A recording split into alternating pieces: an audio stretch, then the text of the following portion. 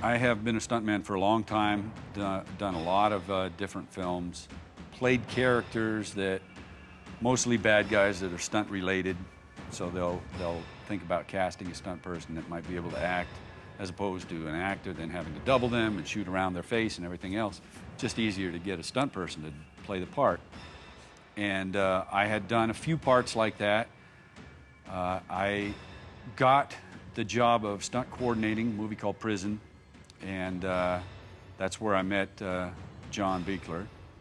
I guess it was quite an achievement for John to even convince the executives at Paramount that I should be considered to play Jason.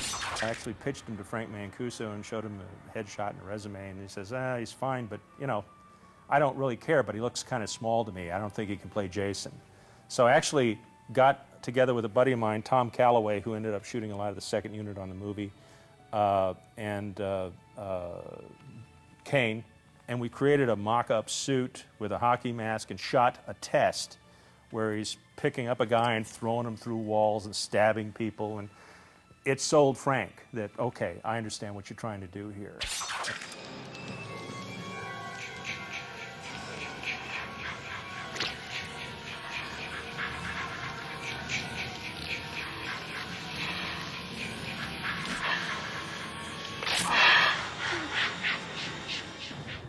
My intention was to redesign the look of Jason specifically to reflect all the damage that had been done to him in the previous movies, and the fact that he had been chained to the bottom of a lake for 10 years at the beginning of the movie gave me a starting point. I mean, he was resurrected from the dead in the previous one. They shoved the blades of a motorboat into his neck and his face, and I just got tired of seeing, you know, a guy in a gray costume wearing gloves with a hockey mask walking around, and there was nothing wrong with him. So I made a lot wrong with him. That aside, I also wanted to have an opportunity to do some really striking, over-the-top situations with regard to the story. And there was a lot of conversations being had. Ultimately, we settled upon, you know, him meeting a match that would really challenge him. Jason?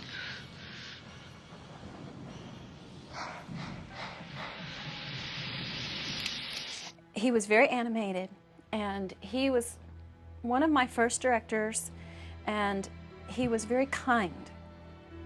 And that was really important because a lot of them aren't kind. They just will start yelling at you, you know, if you're not getting it. And Tina had all of the psychic stuff that I wasn't seeing. Some of the effects were done with me in there, and some were done later. So he would talk me through what was going to happen and how quickly to move my eyes or move my head. Hey, Tina, isn't this the way they wear their jackets back in the mental hospital? What you doing?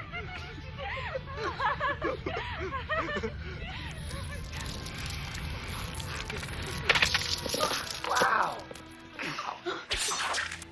We shot in Bay Minette, Alabama for, by and large, logistic reasons. We were shooting in the middle of winter time. We had to have naked kids go into a lake and swim. We had to blow up a house on a lakefront. So if you're going to shoot in January in the continental United States, and you want the forest rangers on your side, and you're going to blow up a house on the edge of a lake, you find a state that's amenable to your concept. They had an alligator wrangler, and he was like 80 years old and moved really slow. And we'd be way back in the woods, and he'd be turning, and you're like, what? What's that? An alligator, you know. I don't really know if they were there or not, but you'd hear this rustling in the water, and it's pitch black.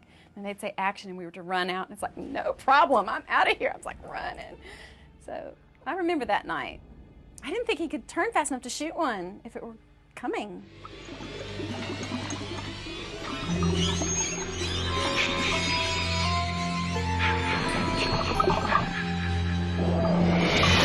the underwater stuff was incredibly difficult just because I had to hold my breath so many times that day.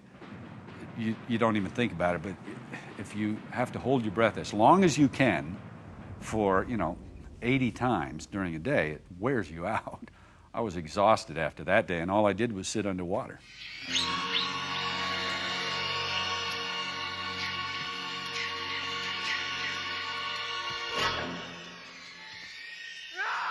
There were so many different stunts I had to do as Jason because the story was that the girl had telekinetic powers and made things happen with her mind so she could have anything happen to Jason. Normally, Jason, the violence he is delivering to other people, so the stunts are on those characters. But it was a lot more fun for me because I had so many stunts to do.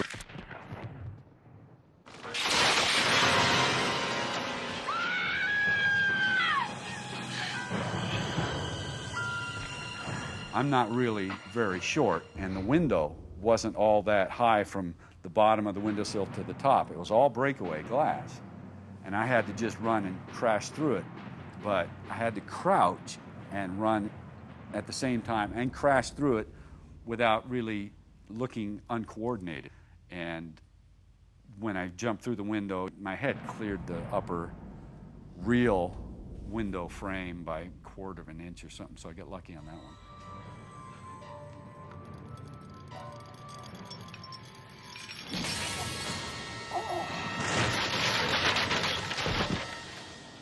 The scene that was written where, and as I remember it, in the script, it was written where Jason follows the two people up the stairs to where the door, of course, is locked and they have no way out.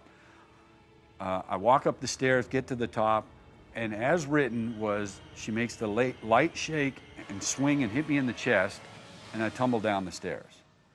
And I remember talking to John about that, saying, it's kind of weak.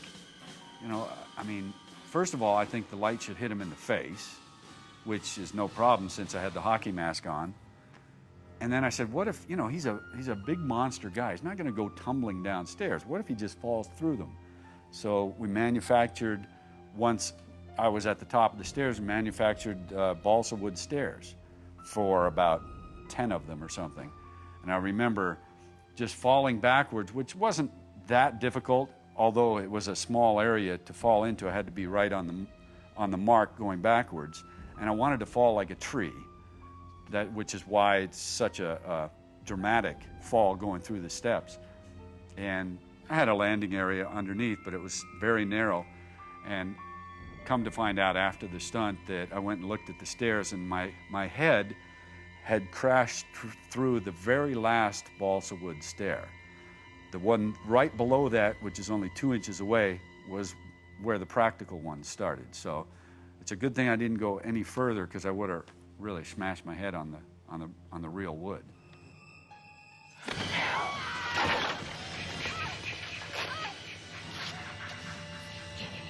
I pretended to act like I was a stunt woman. Where did that come from? Not doing it again. I fell through the ceiling in the house myself, and Kane helped me, and he had a big mat, and it didn't hurt, it just freaked me out. Little bitty fall. Looks dramatic, but freaked me out. And then they gave me a stunt woman's, a t-shirt like stunt woman, so I said, I can do that fall on the pier. Oh, I can do that, Sure, I'll slide on the pier. About 8 times later, sliding on a wooden pier in the cold. Not cool. It was very hard. So stunt women, love you.